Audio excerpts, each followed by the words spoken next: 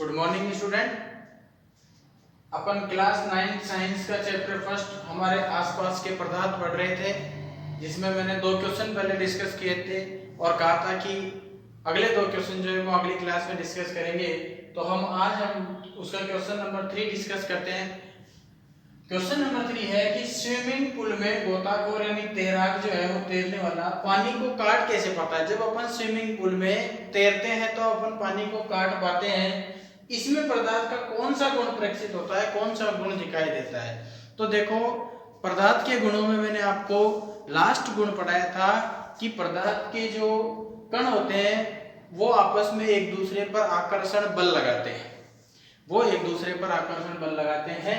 तो यहाँ पर पदार्थ का गुणों का जो बल है वही प्रदर्शित होता है, किंतु पानी में क्योंकि पानी के कण ज्यादा दूर होते हैं उनमें वो जो आकर्षण बल है वो कम लगता है, इसीलिए गोताखोर उस बल को काटता हुआ, उस बल को कम करता हुआ पानी में तैरता है। यानी कि यहाँ पर उसने पूछा है कि कौन सा गुण प्रदर्शित होता है, तो आंसर लिखना है कि पदार्थ के कणों के मध्य आकर्षण बल जो है वो वाला गुण यहाँ प्रदर्शित होता है। और यहाँ पर आकर्षण बल जो है वो कम लगता है क्योंकि पानी में जो पदार्थ के कण है वो दूर दूर होते हैं, तो आकर्षण बल कम लगने की वजह से गोताखोर पानी को काट पाता है। तो यहाँ पर लिखेंगे कि कम बल लगने की वजह से, कणों के बीच में कम बल लगने की वजह से पानी को काट पाता है। और पदार्थ का कौन सा गुण प्रदर्शित होता है कि पदार्थ के कणों के बीच एक आकर्षक बल काम करता है। तो इसका आंसर आपको ये लिखना है। और अगला चौथा क्वेश्चन है कि पदार्थ के कणों की विशेषताएं बताइए। जो पिछले वीडियो में मैंने आपको लिखाई थी 3-4 विशेषताएं इसकी लिखाई थी, उन विशेषताओं को आपको उसके आंसर में लिखना है। अब हम आगे चलते हैं और अगला टॉपिक जो हम आज डिस्कस करते हैं वो है पदार्थ की अवस्थाएं। मैंने उस दिन कहा था कि अगली क्लास में अपन पदार्थ की अवस्थाएं पढ़ेंगे, तो आज हम डिस्कस करते हैं पदार्थ की अवस्थाएं। तो आज अपन डिस्कस कर रहे हैं पदार्थ की अवस्थाएं। पिछले वीडियो में मैंने कहा था कि आप सोच के रखना पदार्थ की कितनी अवस्थाएं होती है, तो आपने सोचा होगा पदार्थ की कितनी अवस्थाएं होती है। पदार्थ की 3 अवस्थाएं होती है। पदार्थ की कितनी अवस्थाएं होती है, तो पदार्थ की 3 अवस्थाएं होती है। वो 3 कौन कौन सी होती है। पहली अवस्था होती है ठोस, दूसरी अवस्था होती है द्रव और तीसरी अवस्था होती है गैस। आप बहुत अच्छे से इनसे परिचित होंगे। इंग्लिश में इसको अपन बोलेंगे सॉलिड, लिक्विड और गैस। ये 3 अवस्थाएं होती हैं स्टेट ऑफ मैटर, यानी कि सॉलिड स्टेट, लिक्विड स्टेट और गैसियस स्टेट। ये 3 अवस्थाएं अपने पदार्थ की अवस्थाएं होती है। अब इसमें अपन पहली अवस्था जो कि ठोस अवस्था है इसको पढ़ते हैं। तो आप कुछ उदाहरण बताओ, क्या ये ठोस है। डस्टर ठोस है, मार्कर ठोस है। बहुत सारे उदाहरण ऐसे आपने देखे होंगे जो ठोस अवस्था के होते हैं। अब अपन पता कैसे लगाएं कि कोई चीज ठोस है, द्रव है या गैस है। तो ठोस अवस्था में क्या होता है, जितने भी ठोस पदार्थ होते हैं उन सभी का आकार निश्चित होता है। ठोस अवस्था अपन सबसे पहले इसमें पढ़ रहे हैं, तो कैसे पता लगाएं ठोस कौन से पदार्थ होते हैं। तो ऐसे पदार्थ जिनका आकार निश्चित होता है, जिनका आयतन निश्चित होता है, जिनको दबाने पर दबते नहीं है, ऐसे पदार्थ जो है वो ठोस पदार्थ कहलाते हैं। यानी कि ऐसे पदार्थ जिनका आकार फिक्स होता है, निश्चित होता है, आयतन जो है इनका वो भी स्थिर होता है और इनकी संपीड्यता नगण्य होती है। संपीड्यता का मतलब होता है इनको दबाना, इंग्लिश में इसको कहते हैं कंप्रेशन, मतलब कंप्रेसिबिलिटी इनकी जो है वो बहुत कम होती है, नगण्य होती है, बहुत कम ये दबते हैं। ठीक है, तो ये 3 गुण जो है वो ठोस अवस्था के होते हैं। आकार इनका निश्चित होता है, आयतन स्थिर होता है और संपीड्यता नगण्य होती है, यानी मार्कर को दबाने पर ये दबते नहीं। एक चीज और ध्यान रखना, जितने भी ठोस पदार्थ होते हैं उनमें बल लगाने पर वो पदार्थ अपना आकार परिवर्तित नहीं करना चाहते, लेकिन अगर हम अधिक बल लगा दें तो वो पदार्थ टूट जाते हैं। तो वो पदार्थ टूट जाएंगे लेकिन अपना आकार निश्चित रखने की कोशिश करते हैं। यानी इनके जो कण हैं वो बहुत पास पास होते हैं और इनमें जो बल लगता है वो बहुत अधिक स्ट्रॉन्ग लगता है, अधिक प्रबल बल लगता है, जिस वजह से इनका जो आकार है वो निश्चित होता है।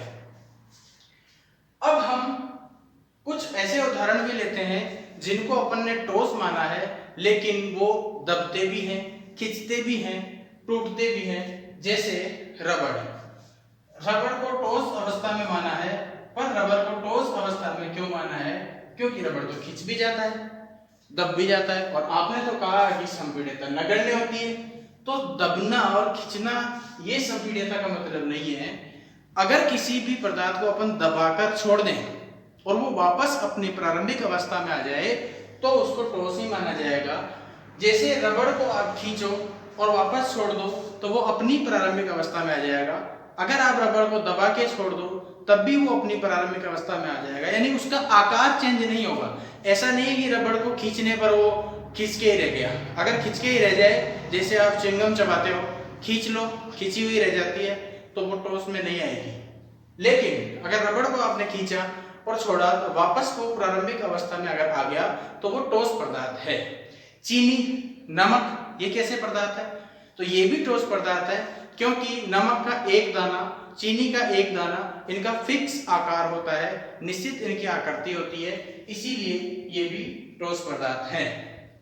स्पंज, रसगुल्ले आपने खाए होंगे, उसमें स्पंजी रसगुल्ले भी आपने देखे होंगे। स्पंजी रसगुल्ले, स्पंज क्या होता है? जो आसानी से दब जाते हैं। स्पंजी रसगुल्लों को आप क्या करो, दबाओ और छोड़ दो, तो छोड़ने पर वो वापस अपने प्रारंभिक अवस्था में आ जाते हैं। स्पंजी बॉल होती है, उसको दबा के आप छोड़ दो, वो भी वापस अपनी प्रारंभिक अवस्था यानी अपना प्रारंभिक आकार वापस ग्रहण कर लेती है, इसीलिए उनको भी ठोस अवस्था में ही रखा गया है। यानी कि ऐसे पदार्थ जिनका आकार निश्चित हो या उन पे बल लगाने पर अगर उनकी आकृति वापस पहले जैसी भी आ जाती है तब भी उनको अपन ठोस अवस्था में रखते हैं। तो ठोस अवस्था आपको समझ में आई होगी। दूसरी अवस्था हम पढ़ते हैं द्रव अवस्था हम पढ़ते हैं द्रव अवस्था।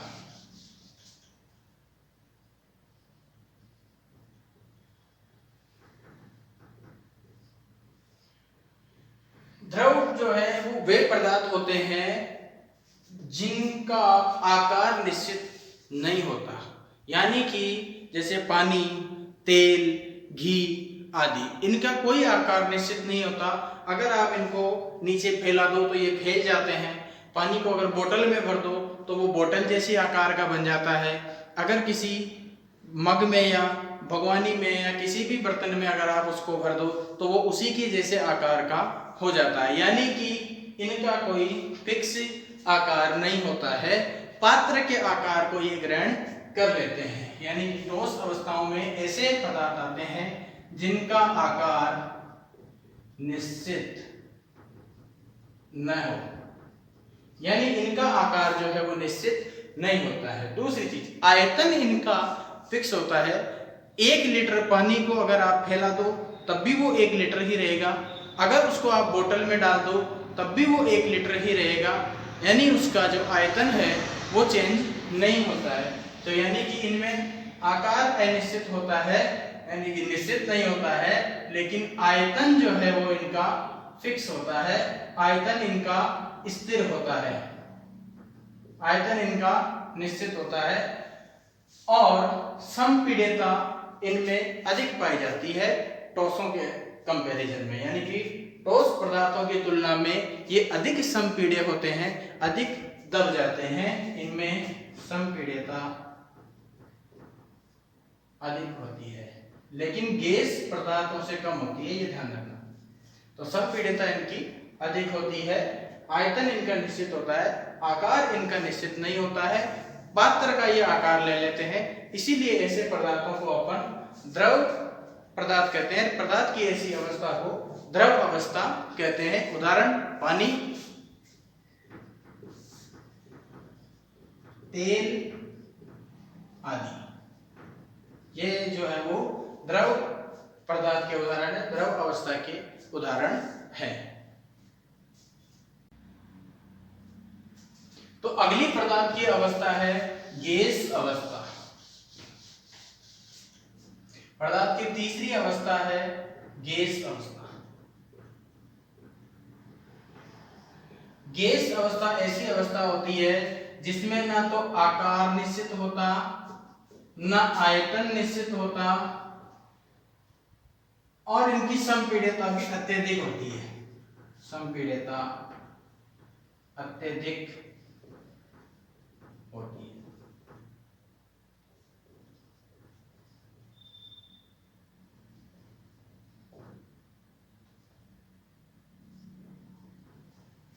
आकार और आयतन इनका अनिश्चित होता है। किसी भी आकार की गैस हो जाती है, कमरे में भरोगे तो कमरे के आकार की हो जाती है, बोतल में उसी गैस को बोतल में भर सकते हो, उसी गैस को सिलेंडर में भर सकते हो, यानी कि इनका कोई आकार निश्चित नहीं होता है, आयतन भी नहीं होता है। आपका जो गैस का सिलेंडर आता है उसमें आप 10 किलो गैस भी भर सकते हो, उसमें 15 भी भर सकते हो, और अधिक उसको दबा करके कंप्रेस करके, क्योंकि इनकी संपीड्यता अत्यधिक होती है इसीलिए उसमें और ज्यादा गैस भी आप भर सकते हो। संपीड्यता का मतलब ही यही होता है कि वो दब जाती है, गैस जो है वो दब जाती है। और एक चीज ध्यान रखना कि गैस अवस्था में इसके पदार्थ के जो कण होते हैं वो बहुत दूर दूर होते हैं, बहुत दूर दूर होते हैं, जबकि ठोस अवस्था में बहुत पास पास होते हैं और द्रव अवस्था में थोड़े दूर दूर होते हैं। तो पदार्थ के कणों के आधार पर भी, उनके मध्य दूरी के आधार पर भी तीनों अवस्थाओं को समझा जा सकता है। ठोस अवस्था में पदार्थ के जो कण हैं वो बहुत पास पास होते हैं, द्रव अवस्था में थोड़े दूर होते हैं, और गैस अवस्था में बहुत दूर दूर होते हैं। इसीलिए वो बहुत दूर दूर कण जो है संपीड्यता अत्यधिक होने के कारण जब उनको दबाया जाता है तो वो पास पास आ जाते हैं, और द्रव अवस्था जो है वो मतलब एक सिलेंडर में ही आप बहुत सारी गैस एक सिलेंडर में आप भर देते हो। एक कमरे में भी उतनी ही गैस भर सकते हो जितनी आप एक सिलेंडर में भर देते हो, यानी कि इनका कोई आकार निश्चित नहीं होता है। सिलेंडर में भी सिलेंडर के जैसी आकार हो जाती है, कमरे में कमरे जैसा आकार, तो कोई निश्चित इनका आकार नहीं होता है। संपीड्यता इनकी बहुत अत्यधिक होती है। तो ये तीनों अवस्थाएं आज अपन ने पढ़ी है। पदार्थ की 3 अवस्थाएं होती है। 9th क्लास चैप्टर 1 में आप इन पदार्थ की अवस्थाओं को और डिटेल से पढ़ो। इन पर आपको कोई डाउट है तो आप मुझे कमेंट कीजिए। अगली क्लास में मैं आपके सामने उस डाउट को हल